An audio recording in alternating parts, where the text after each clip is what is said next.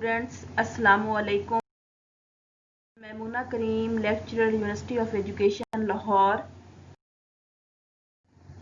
आज graph theory में Eulerian graph, Eulerian path, Eulerian circuit के बारे में पढ़ेंगे। इसको यूलेरियन ग्राफ भी कहीं आप इसको कह सकते हो, यूलेरियन पाथ भी, यूलेरियन सर्किट भी, जो भी, इसमें कोई ऐसा मसला नहीं है, आप जो भी यूज करना चाहें।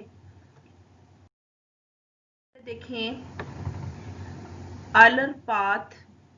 An Euler path is a path that uses every edge of a graph exactly once. के यूलर पाथ एक ऐसा पाथ होता है जिसमें हर एज में से हमें एक दफा गुजरना होगा। एज जो है वो रिपीट नहीं होगा। ऐसा path that uses every edge, इस पे खास तौर पे आप ध्यान दें कि ऐसा path that uses every edge of a graph exactly once, के हमने हर एज में से एक दफा गुजरना होगा, दोबारा वापस उस एज में से नहीं आना होगा, यानी एज रिपीट नहीं होगा। And Euler circuit is a circuit that uses every edge of a graph exactly once.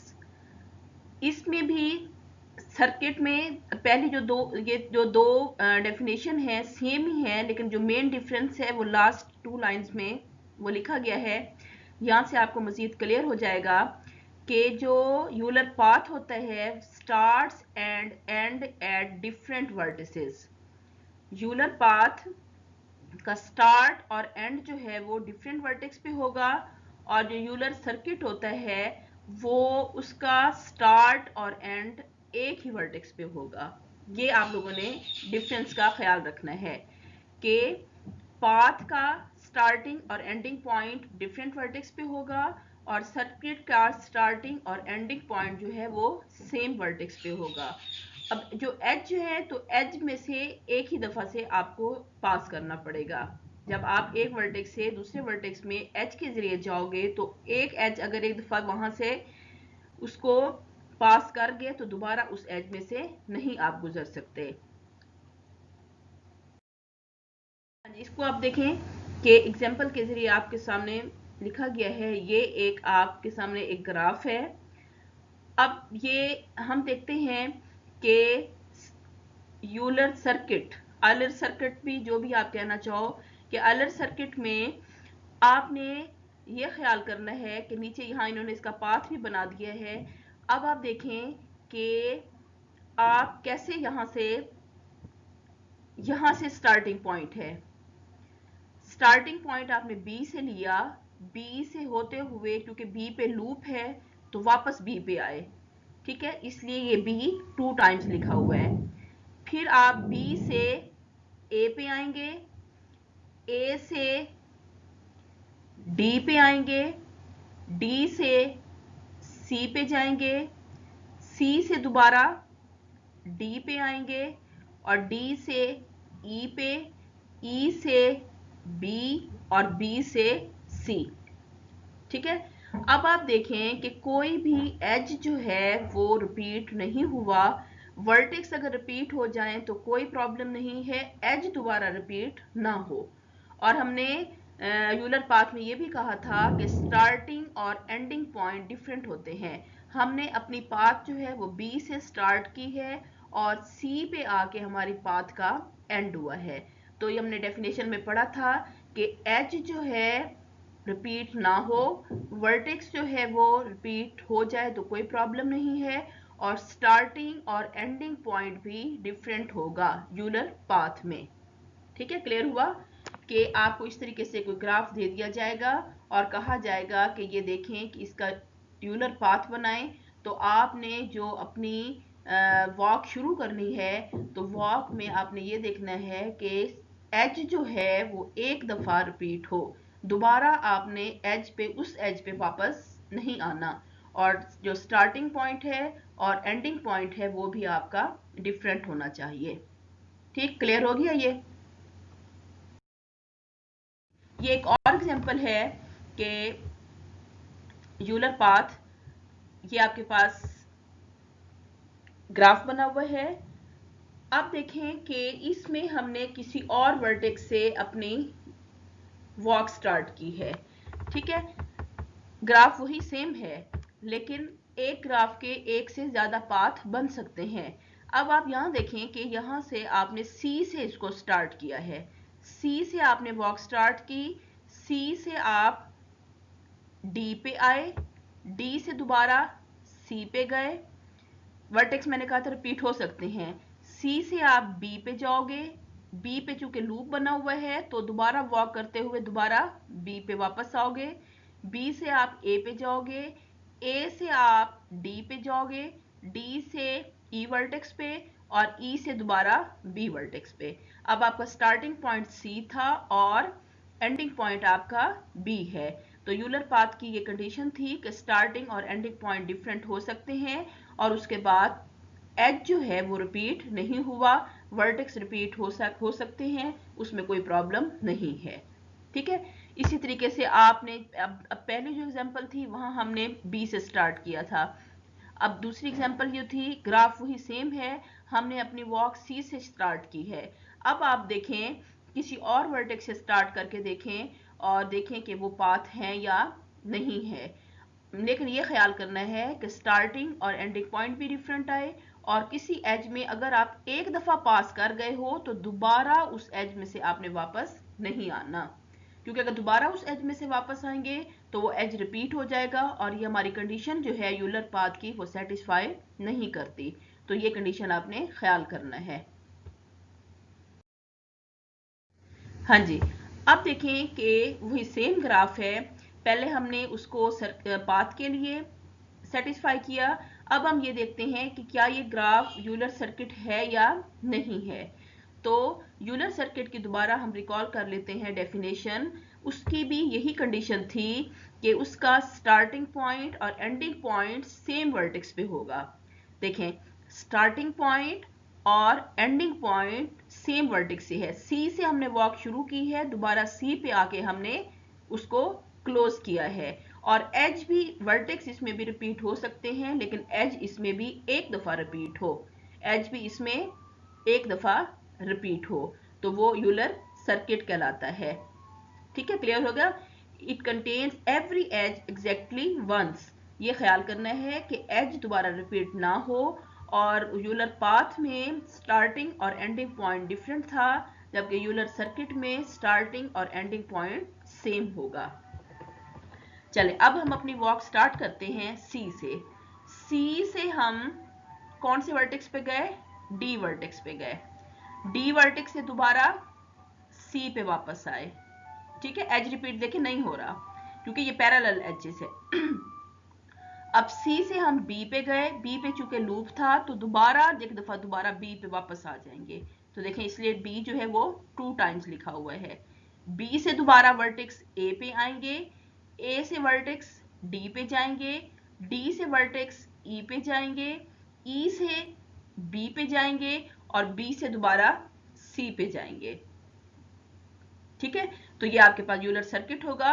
अगर आपका स्टार्टिंग और एंडिंग पॉइंट डिफरेंट आ रहा है तो वो यूलर सर्किट नहीं होगा, या अगर आपका एच दोबारा कहीं आप रिपीट कर रहे हो तो वो भी आप सही नहीं कर रहे, उसको दोबारा आप एक ही दफा उसमें से गुजरने की कोशिश करें। अगर नहीं होता तो इसका मतलब है वो यूलर सर्किट नहीं है।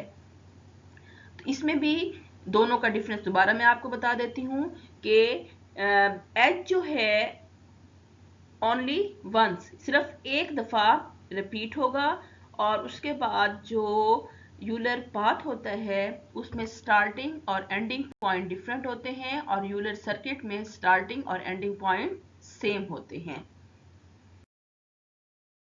ये एक और यूलर सर्किट है उसी सेम डायग्राम पे, वहां पे हमने वॉक कहां से शुरू की थी, आपको याद आ रहा होगा कि हमने स्टार्ट सी से ही की थी, लेकिन देखें कि यहाँ पे हमने कोई और रास्ता अख्तियार किया है, वापस पहुंचेंगे सी पे, लेकिन अब सी से डी पे गए, उसमें हम डी से दोबारा जहाँ पे सी पे चले गए थे, यहाँ पे हमने कुछ और इसका वो किया कि सी से डी पे, डी से ई पे, ई से बी पे, बी से ए से दोबारा डी और डी से सी।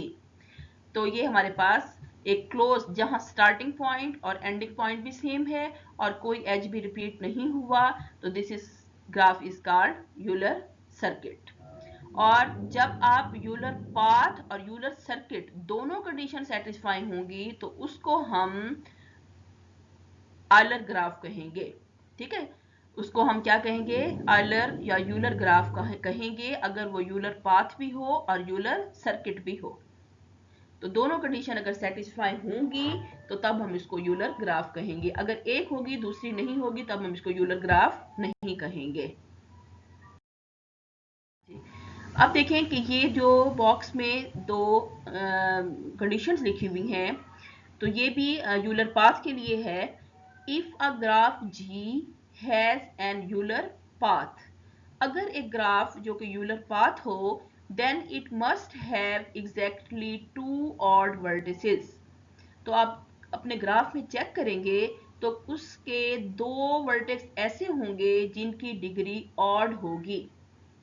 If a graph G has an angular path, then it must have exactly two odd vertices। तो यहां से भी आपको पता चल जाएगा कि जो आपके पास ग्राफ होगा उस ग्राफ के अगर दो वर्टिसेस ऑड डिग्री के हैं तो वो यूलर पाथ होगा। If the number of odd vertices in G is anything other than 2, then G cannot have an Euler path। अगर दो से ज्यादा odd vertices आ जाएं तो वो Euler path नहीं होगा। ठीक है, जब आप ग्राफ आपके सामने आएगा तो आप उस ग्राफ में वर्टिसेस की, तमाम वर्टिसेस की डिग्री निकाल लें। फिर आप देखें कि अगर किसी ग्राफ के दो वर्टेक्स और डिग्री वाले हैं तो वो यूलर पाथ होगा, अगर दो से ज्यादा होंगे तो वो यूलर पाथ नहीं होगा। हाँ जी, ये अगेन एक एग्जांपल है यूलर पाथ और सर्किट की। For the graph shown determine if an Euler path and Euler circuit, के मतलब इसके एग्जिस्ट कर रहे हैं या नहीं कर रहे। ये आपके पास एक ग्राफ है, ये आपके पास नीचे एक पाथ भी बना हुआ है, तो आप ये देख लेंगे कि ये सर्किट का है, क्योंकि स्टार्टिंग पॉइंट और एंडिंग पॉइंट सेम है, तो इसका मतलब है ये यूलर सर्किट की एग्जांपल है। और इस डायग्राम में देखें ग्राफ में स्टार्टिंग पॉइंट और एंडिंग पॉइंट क्या है, डिफरेंट है, तो यहां से पता चल जाएगा कि ये यूलर पाथ की है। और एज भी देख लीजिएगा कि रिपीट नहीं होगा। और इसमें देखें कि अगर हम ना देखें, पाथ को भी ना देखें, यहाँ पे आप इसमें देखें कि क्या इसमें कितने वर्टेक्स हैं जो कि और डिग्री के हैं। हाँ जी, देखें कितने हैं, डी वर्टेक्स है, इसकी डिग्री 3 है, ई वर्टेक्स है, इसकी डिग्री 3 है, सी की डिग्री 2 है, बी की डिग्री 4 है, ए की डिग्री 2 है। तो हमने कहा था कि अगर ग्राफ में कोई से दो वर्टेक्स ऐसे हों जिनकी डिग्री ऑड हो, ठीक है, तो वो यूलर पाथ कहलाता है। तो ये आपके सामने है डिग्री, ये डी वर्टेक्स और ई वर्टेक्स जो हैं वो ऑड डिग्री के वर्टेक्स हैं, तो ये यूलर पाथ की एग्जांपल बन जाती है। ठीक है, इसको आप लोग जरा खुद क्लियर कीजिएगा, कोई ऐसी इसमें मुश्किल चीज नहीं है। आप लोगों ने दोनों के यूलर सर्किट और यूलर पाथ के मेन कॉन्सेप्ट को क्लियर करना है कि यूलर पाथ का स्टार्टिंग और एंडिंग पॉइंट डिफरेंट होगा और एज रिपीट नहीं होगा। एक दफा किसी एज से गुजर गए तो वापस उसमें बैक नहीं आ सकते। और यूलर सर्किट में भी यही है कि एज जो है एक ही दफा आप एज में से गुजरेंगे, लेकिन सर्किट में स्टार्टिंग और एंडिंग पॉइंट सेम होंगे। जिस तरह इस एग्जांपल में देखें, ए से हमने वॉक शुरू की, ए पे आके एंड किया, तो ये यूलर सर्किट है। हमने डिफरेंट वर्टेक्स से वॉक शुरू की, डिफरेंट वर्टेक्स पे आके उसको स्टॉप किया, तो ये यूलर पाथ है। और यूलर पाथ के लिए अभी एक और मैंने कंडीशन बताई है, आप तमाम वर्टेक्स की डिग्री ऊपर लिख लिया करें। अगर आपके पास दो वर्टेक्स जो हैं वो ऑड डिग्री के बन जाएं तो वो यूलर पाथ होगा, अगर दो से ज्यादा हो जाएं तो वो यूलर पाथ नहीं होगा। हाँ जी, अब जो हमने क्राइटेरिया है फॉर यूलर सर्किट के लिए देखते हैं। If a graph G has an Euler circuit then all of its vertices must be even vertices. Euler path में तो हमने कहा था कि दो वर्टेक्स ऐसे हों जो कि ऑड डिग्री की हों, लेकिन सर्किट के लिए आपने ये जहन में रखना है कि जितने भी उस ग्राफ में वर्टिसेस हैं उनकी डिग्री इवन होनी चाहिए। तो वो ग्राफ जो है वो यूलर सर्किट कहलाएगा।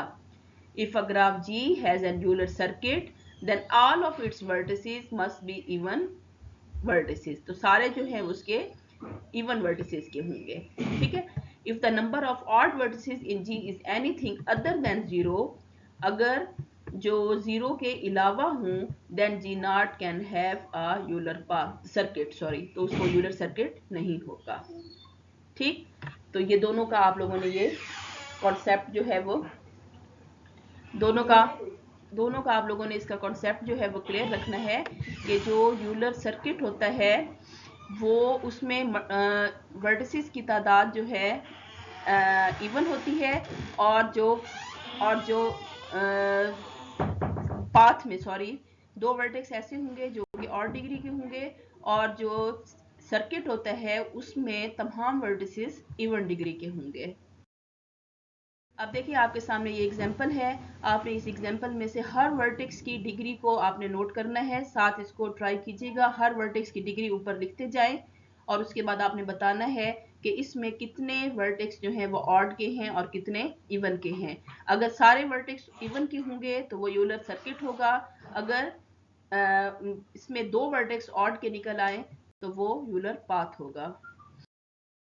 देखिए यहाँ पे आपको सामने ये साथ लिखा हुआ भी है, जहाँ पे जो रेड सर्कल लगाए गए हैं ये जो है उसकी डिग्री के लिए आपने इसके ऊपर इनकी डिग्री नोट कर लेनी है कि ऑड वर्टिसेस जो हैं, इसको ऑड वर्टेक्स के लिए रेड क्यों लगाया हुआ है, क्योंकि इसकी डिग्री 1 है। इस वर्टेक्स की डिग्री भी एक ये लूप है, लूप जो है वो डिग्री में 2 दफा काउंट किया जाता है, और एक ये वाला वर्टेक्स, तो इसकी डिग्री क्या हो जाएगी 3 हो जाएगी। तो इसी तरीके से हर वर्टेक्स की आप डिग्री निकाल के उसको अपने इसके रजिस्टर पे या रफ कॉपी पे इसकी निकालें, तब आप इस यहाँ पे आपके सामने बाकायदा लिख दिया गया है कि इस ग्राफ में जो है 6 है, ऑड वर्टिसेस 6 हैं, ऑड वर्टिसेस 8 हैं। इस ग्राफ में ऑड वर्टिसेस 6, 8, 4 एंड 2, ठीक है। इसको आप खुद भी ट्राई कीजिएगा ताकि आप लोगों को अच्छे तरीके से प्रैक्टिस हो जाए, या कोई और ग्राफ आप स्केच करके उसको आप देखें कि odd vertices, even vertices, Euler path, Euler circuit की एग्जांपल जो है वो आप लोगों ने करनी है। अब ये आपके सामने एक टेबल बनाई गई है। अब इस टेबल में ऑड वर्टिसेस अगर आपके पास कोई ऑड वर्टेक्स ना हो तो उसका यूलर पाथ नहीं बन सकता, और सर्किट में भी हो सकता है। अगर ऑड वर्टिसेस 2 हों तो यूलर पाथ होगा लेकिन यूलर सर्किट नहीं होगा।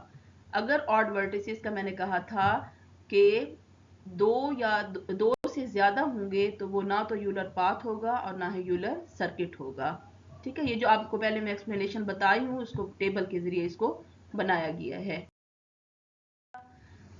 अब देखें कि यहाँ पे ऑड वर्टिसेस अगर 0 हों तो यूलर पाथ नहीं होगा लेकिन सर्किट होगा। सर्किट के लिए मैंने आपको बताया था कि हर जो वर्टेक्स होगा वो इवन डिग्री का होगा। जाहिर बात है वहां पे ऑड वर्टेक्स नहीं होंगे, जब ऑड वर्टेक्स नहीं होंगे तो यूलर पाथ नहीं होगा, और यूलर पाथ नहीं होगा तो वो यूलर सर्किट होगा। तो सर्किट की ये डेफिनेशन थी कि सारे वर्टिसेस इवन डिग्री के हैं। अगर ऑड वर्टेक्स 2 आ जाए किसी ग्राफ में तो वो यूलर पाथ तो होगा, यूलर सर्किट नहीं होगा। अगर ऑड वर्टेक्सेस 2 से ज्यादा हों तो ना तो वो यूलर पाथ होगा और ना ही यूलर सर्किट होगा, ठीक है। मतलब you can use Euler and Euler, जो भी आप इसको यूज करना चाहें कर सकते। ग्राफ इस उसी को ही थोड़ा सा डिटेल करके बताया गया है, इसको आप जरा अच्छे तरीके से समझ लीजिएगा और इसको एग्जांपल्स के जरिए फॉलो करने की कोशिश करें। खुद से कोई ग्राफ नेट से लेकर उसमें यूलर पाथ और यूलर सर्किट की इसको क्लियर करें, और अगर कोई ग्राफ यूलर पाथ की कंडीशन भी सेटिस्फाई करे और यूलर सर्किट की कंडीशन भी सेटिस्फाई करे तो उस ग्राफ को यूलर ग्राफ कहा जाता है। Very much students.